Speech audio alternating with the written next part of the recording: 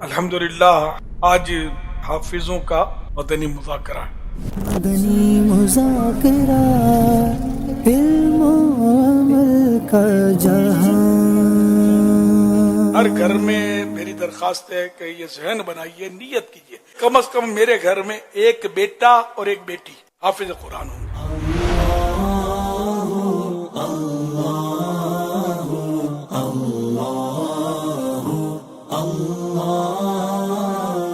سب سے پہلے حافظ قرآن کون؟ اللہ پاک کے پیارے پیارے سب سے آخری نبی مکی مدنی محمد عربی صلی اللہ علیہ وسلم پہلے حافظ قرآن ہیں۔ تو حفاظ قرآن جو حافظ ہیں ان کو اس بات پر خوش ہو کر اللہ پاک کا شکر ادا کرنا چاہیے کہ اللہ کریم نے مجھے یہ سعادت عطا فرمائی ہے۔ فرمانے آخری نبی صلی اللہ علیہ وسلم جس نے قرآن حفظ کیا اور اس کے حلال کو حلال اور حرام کو حرام ٹھہرایا، اللہ پاک اس کی برکت سے اسے جنت میں داخل کرے گا، اور اس کے اہل خانہ کے 10 افراد کے متعلق اس کی سفارش قبول ہوگی جن پر جہنم واجب ہو چکا تھا۔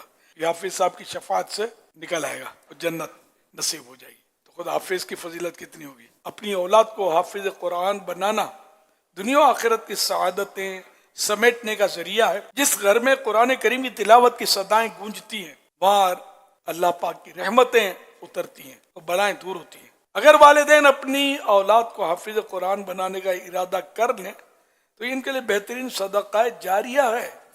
جبکہ انہوں نے اپنے بیٹے کو یا بیٹی کو قرآن حفظ کروایا تو اس ثواب کمانے کی نیت سے اپنی اولاد کو حافظ قرآن بنائیے۔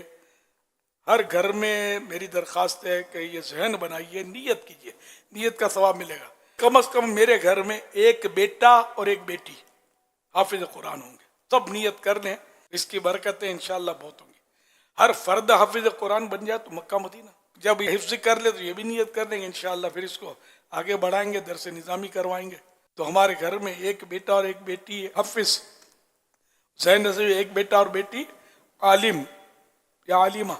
مدرسہ مدینہ کی برکت ہے کہ ان دونوں بچوں کا حفظ کا ذہن بنا، دونوں نے حفظ مکمل کیا، سند کا امتحان دیا اور الحمدللہ دونوں کو سند بھی مل چکی ہے۔ اللہ تبارک و تعالی ہماری دعوت اسلامی کو شاد و آباد رکھے۔ آج میرا بچہ جو ہے حافظ قرآن ہے، شکریہ امیر علیہ سنت، شکریہ دعوت اسلامی۔ تقریباً میں 5 سال سے الحمدللہ تراویح پڑھا رہا ہوں۔ شکریہ دعوت اسلامی، شکریہ مرشد کریم۔